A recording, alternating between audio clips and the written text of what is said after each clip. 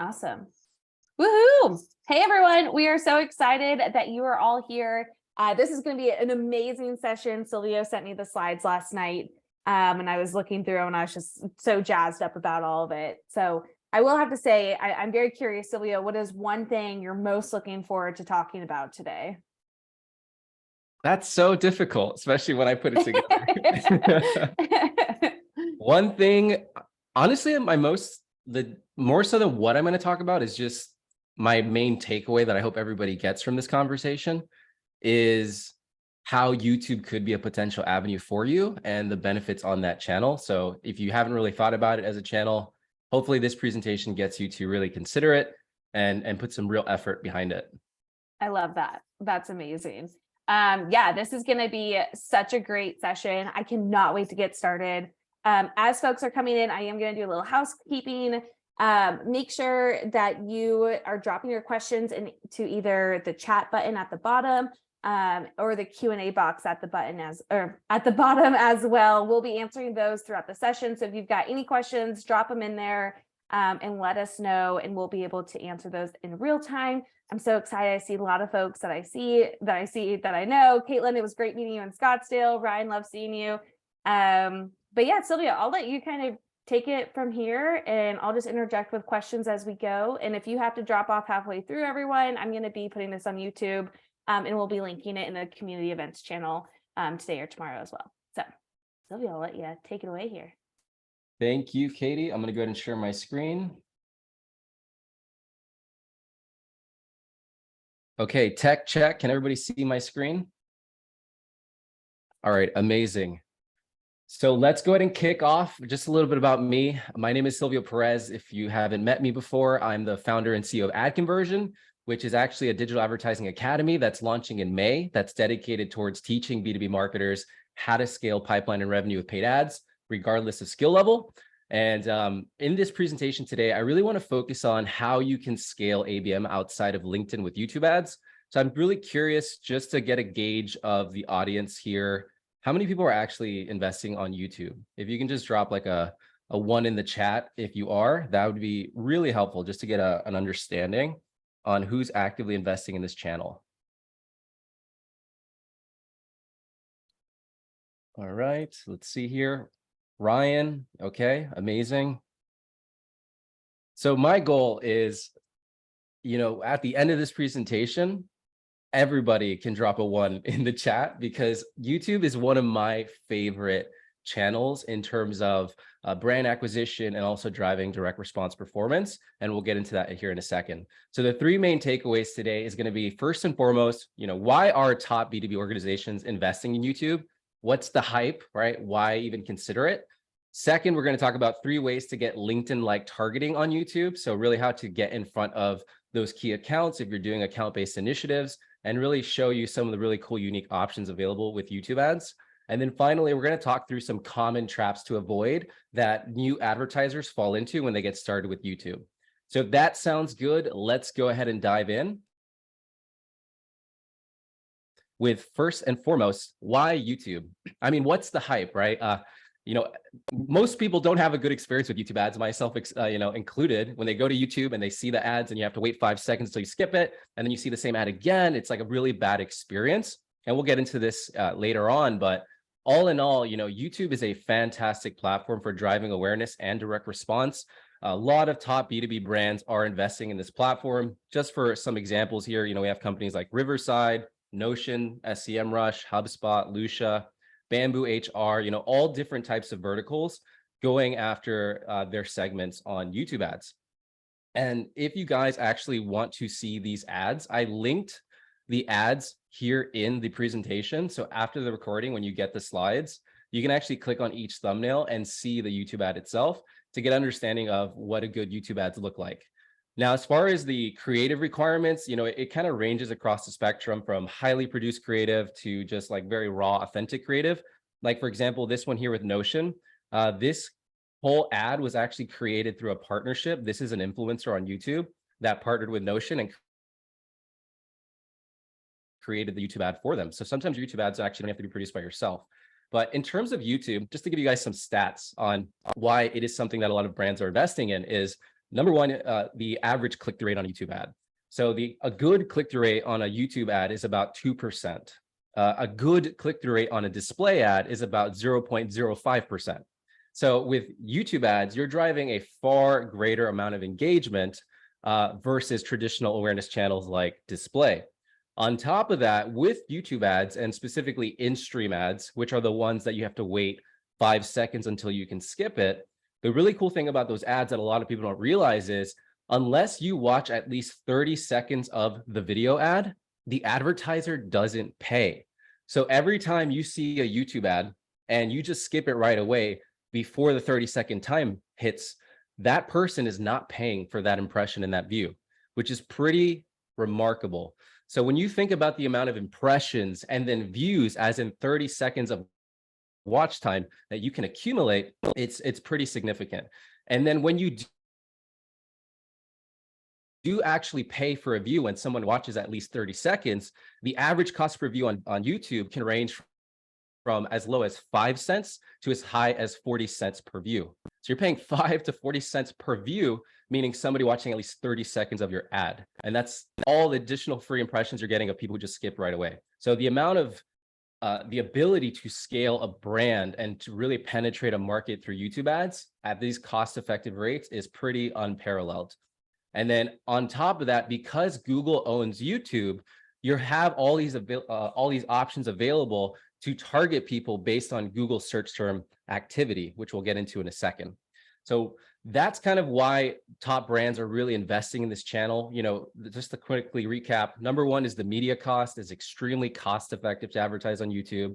Number two is the targeting options. You have some really great targeting options in terms of in-market audiences and custom intent. And then finally is the ability to drive massive scale awareness and to really, you know, improve your brand overall. Hey, So with that, yeah, sorry. I got a question sent to my DM in Slack, so thank you. They wanted this to be anonymous, so it wasn't embarrassing. I don't think it's an embarrassing question at all, but a lot of ads that this person has seen starts with questions or has like a question, like the Lucia one, tired of cold calling. Is there like a methodology behind that, or is there like a thought process or a strategy on having text over the video on the first screen? Like, what does that kind of look like?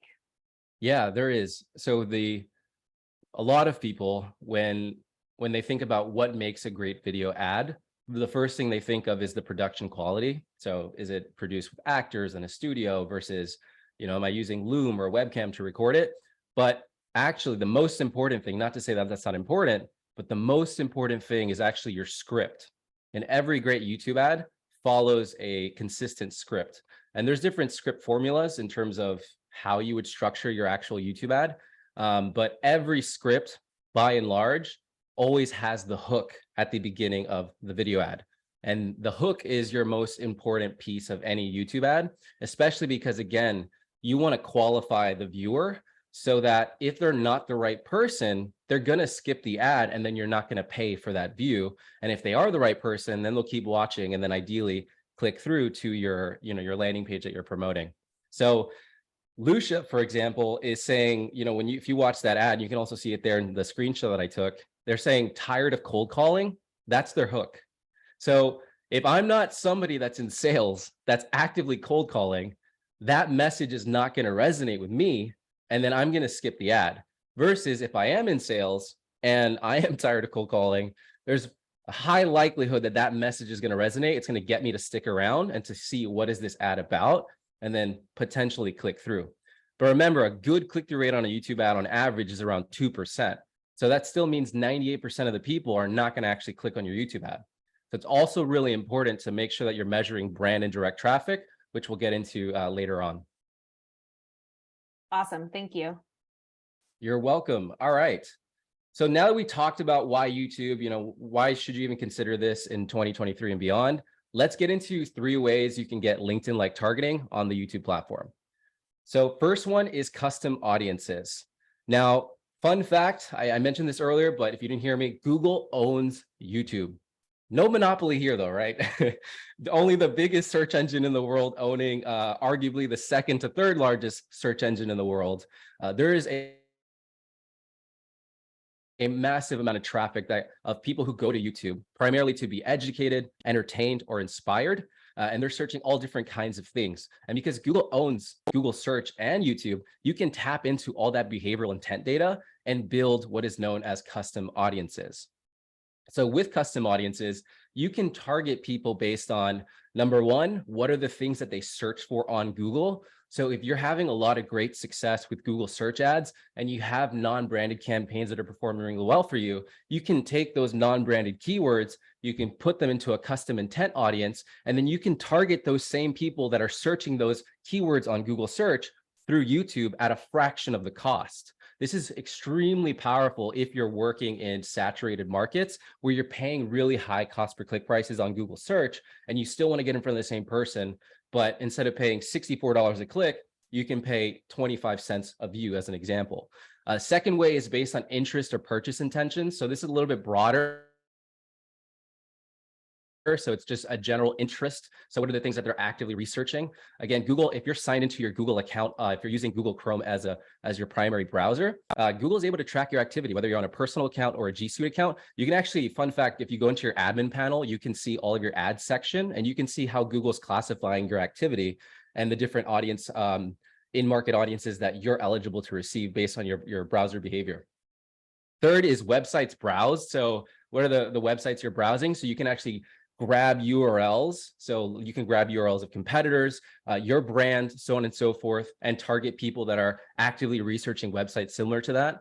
And then lastly is applications. So if your target prospect has a certain application, like for example, let's say I want to go after Slack, I can target people that have Slack downloaded through the Google Play Store. So in terms of building this together, here are some examples. So first and foremost, this is what it looks like when you build it in the Google Ads Manager, and you can create a custom ABM audience based on brand keywords of your target account. So for example, if I wanted to get in front of ZoomInfo, Mutiny, Metadata, Gong, people who are searching this on Google, I can go ahead and create this branded custom intent audience. The second thing I can do is I can go ahead and put in company page and LinkedIn page URLs of the target accounts that I want to go after. So I can go ahead and drop in Metadata's company page, LinkedIn page URL, same thing with ZoomInfo, and so on and so forth, whoever I want to go after. And then lastly, which I mentioned, any Google Play apps. So like if I want to go after Okta, I can put the Okta Verify app and go after people that are actively using Okta as an example. So these are all different combinations that you can play with. In terms of the order of priority, I would recommend that you start with the keywords and then move on to the company page and LinkedIn page URLs. And then very rarely, in my experience, do we have the opportunity to use apps. But if you do, it can be really, really powerful. So one of the questions I just got was around how can we repurpose our TikTok videos onto YouTube since they kind of do different things and might catch a different audience? Is that something that you think about, or is there best practices around repurposing that type of content for YouTube since it is going to be a little different? Yeah, so this is actually one of the traps. So kind of skipping ahead a little bit. When it comes Sorry. to, you're totally fine, totally fine. When it comes to running YouTube ads, now, if you are repurposing, you can also run YouTube Shorts, which is a new placement on YouTube ads. So the YouTube Shorts feed is eligible to run ads on, which is really cool. And you can repurpose those TikToks and run them as YouTube Shorts.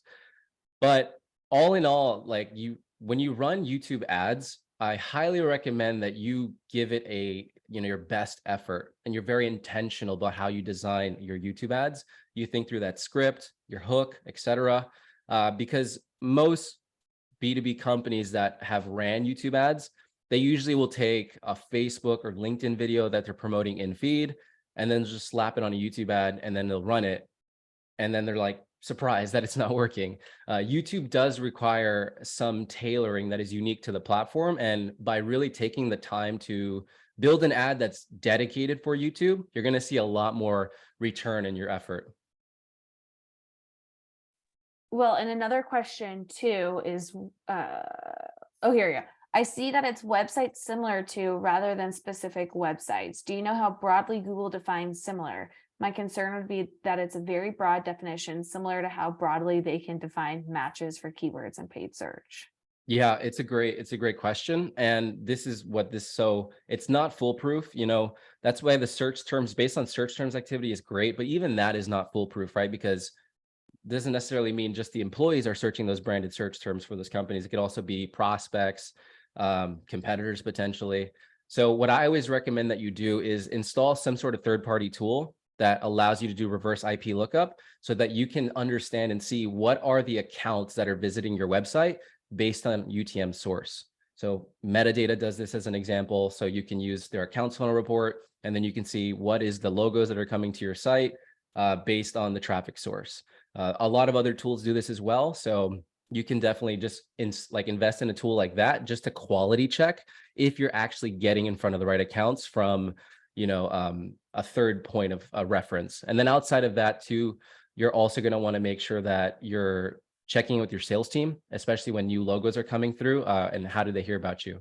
But using some sort of third-party tool to understand and see, the traffic that came directly from YouTube and what are those logos has been the best for me. But even that is not foolproof, as those reverse IP lookup tools can't translate all the accounts on your website. There's always a margin of error. So, but that is one thing that you can do. Awesome. And then another question that came in whenever you're talking about the YouTube ads, is there a specific time amount where it's too short, too long, where you can optimize the amount of time that ad is that you can get the most views, that type of thing? So when it comes to YouTube, views matter to a certain point. Ideally you want people to stick around past, I would say like around up to 15 seconds, because that's going to show Google that this video is getting watched to a certain degree. They're going to favor you with a lower CPM. But remember, with YouTube ads, the goal is to have a low view through rate. You want a low view rate because if someone watches at least 30 seconds, you're getting charged. So in a perfect world, the best YouTube ads, the view rate is low, the click-through rate is high, and the conversion rates are high. So in terms of time frame of how long this ad should be, generally speaking, ads that are around the 2-minute mark I've seen work really well, but I wouldn't let that be a constraint to you. It really depends on what is the offer you're promoting and how much persuasion needs to go into that video message. So if, for example, if I'm trying to get somebody on a demo request, that's going to take a lot more convincing. I'm going to have to make sure that I stack social proof, answer objections early on, versus if I'm trying to sign someone to a free trial where it's something they can do on their own time. Maybe that video doesn't need as much convincing. So really thinking through what are you offering and what is the commitment on the receiver's end, and then allow yourself to, I would say generally speaking, if you aim for 2 minutes, that's great, but don't let that be a constraint. If it goes to 3 minutes, 4 minutes, 5 minutes, that's totally fine. One really tactical thing you should do as well is at the end of every one of your YouTube ads, you should have an outro slide. So giving people time to click through. And that's really important because if they do watch your whole ad, it just ends, ad is over, video plays. You want to have some sort of end screen there on the outro. So that way that they can have the opportunity to click if they actually did make it that far. Thank you.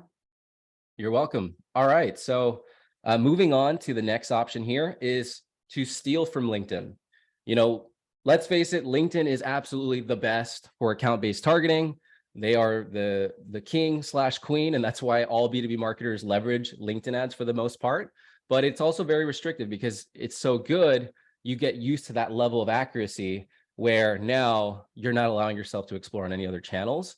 So one really easy way to get started with YouTube ads outside of just web retargeting, but specifically from an account-based perspective, is to just steal your LinkedIn traffic and retarget it through YouTube, because with certainty, you're already confident that your LinkedIn ads is targeting the right accounts. You can go ahead and piggyback that on YouTube.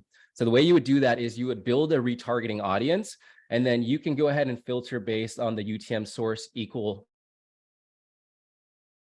LinkedIn, assuming that's your UTM source for LinkedIn traffic. And then you can also go ahead and add an additional parameter, assuming your volume is large enough. And you can go ahead and put, for example, any UTM campaign that contains ABM. And then by doing this, you're getting in front of the right people because this is the traffic that you paid for through LinkedIn. And now you're just retargeting on YouTube for a fraction of the cost of what it's costing you through LinkedIn. So this is a really great way to get started, especially if you're hesitant in terms of going after people based on like websites similar to, or even those search term activity. But the caveat is you do need substantial traffic to be able to build that retargeting pool. I highly recommend that if you can build this retargeting audience through your Google Analytics property over your Google Ads account property and your remarketing pixel, especially because third-party cookies going away. That Google Ads pixel is considered a third-party cookie, but Google Analytics pixels are considered first-party. So you'll have a much greater retargeting pool by nature, and it'll be a little bit more future-proof into 2023 and beyond. All right, so now we went to the second one. Let's go ahead and wrap up here. Finally is tech. So I kind of gave you all the options natively that you can take advantage of, really cost-effective options. But if you do have the means and you can, invest in a tool. So, and this is also the last one too, because even if you're getting in front of the right people, which is great, if you're just repurposing that ad on YouTube, you're not giving it thought, etc., you're not going to have success. So, tech, there are tools like Metadata where you can upload contact lists into Google Ads and then go ahead and target that through YouTube. This is also another option for you as well. I know Metadata has dynamic Salesforce contact audiences. They didn't ask me to say this, but they do, that you can leverage, and then you can target those individuals via YouTube. But, whatever tool you use, this is another sure way for you to be able to have confidence to get in front of your key accounts. But I will say, even myself, like being in MarTech and all of it, no technology is perfect. There is always a margin of error. And this is also really important where when you design your ads and you're thinking through the structure and the hook and the angle and everything you're talking about, that your ad itself acts as a filtering mechanism where you're attracting the right person and then you're also repelling the wrong person.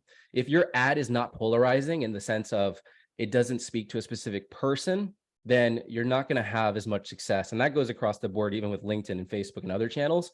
You need to make sure that the best ads are very specific to who you're speaking to, where anybody else is not interested and they're going to go about their day. And the ad itself can act as that filtering mechanism, especially when you don't have tools and technology available. This is literally how they did it back in the 1800s, with Claude Hopkins sending out coupons and direct mail. Is they didn't have technology, they didn't have any of these things. What they did is they used their ad and their messaging as a mechanism to go out into a broad audience and then let their message act as that filter to be able to pick up the right people. So we went through the 3 different options. I'll pause if there's any questions. If not, I'll go through the 5 common traps, Katie. Yeah, I did get one question. What type of ad is better, a discovery video ad or an in-stream video ad? Good question. So when I'm talking about YouTube ads, I mean specifically the in-stream video ads. Those are the best ones in terms of awareness and conversions. Is that because like you can't skip them, so you're kind of forced to be a part of that video, or is there other reasons for that? It's primarily because of that. Because you're given the opportunity to impress upon them within that 5-second time frame. And then the fact that you're not charged unless you get 30 seconds of view, which is great. In my experience, this is a lot more powerful. In the past, Google allowed you to do those restricted ads based on your spend. If you have a Google account manager, they'll allow you to run premium in-stream ads where it's like you're locked in. Those ads where you have to watch it for 30 seconds and you can't skip, that everybody freaking hates. In my experience, it's like if you have to force somebody to watch your video, probably not going to do pretty well for you. You know what I mean? So give people the choice if they do want to skip. And hey, and if they want to skip, that's fantastic. As long as they didn't watch 30 seconds, you didn't pay for it, So that's yeah, great. Awesome. Thank you. For sure. So let's actually get into that. What are the 5 common traps? This is what I see new YouTube advertisers fall into very frequently. So in no specific order, number 1 is not setting frequency caps. Just a quick story. Like whenever I go to family functions and events, and I'll talk to somebody and I'll be like, hey, I work in, advertising. Without fail, they'll always say like, oh, you work in advertising? I hate ads, especially those YouTube ads that I just want to watch my music video and the ad is playing and I'm just waiting for it to skip. And then I see the ad again 3 times within the same video. And what my response is like, yeah, I hate ads like that too. And the reason that's happening, and I actually don't get into the details with them, but it's because those advertisers are not setting frequency caps. Frequency caps limit the amount of times your ad is visible to the same person. So unfortunately, it's like these handful of advertisers that are like giving all the rest of us a bad reputation because they're not following these best practices. So as a general rule of thumb, as a starting point, if you want to be really mindful, just follow LinkedIn's rule, which is one ad every 48 hours. So one impression every 48 hours. If you need to increase visibility, then you can do one ad every 24 hours, and then so on and so forth. If you're promoting like a webinar, an event with a fixed deadline, then you can probably increase the frequency even more. Just be mindful of it and keep an eye on it. But always think of yourself when you're running your ads and what is the experience that you yourself would also enjoy. The next one is not excluding kids' channels. Even though you might have the best targeting in the world, maybe using metadata, one thing that metadata and no technology can prevent is when that adult that you're trying to get in front of, maybe they work at Slack or Microsoft or Zoom, they're part of your account list, when they give their phone to their kid because their kid wants to watch their YouTube channels on their parent's device.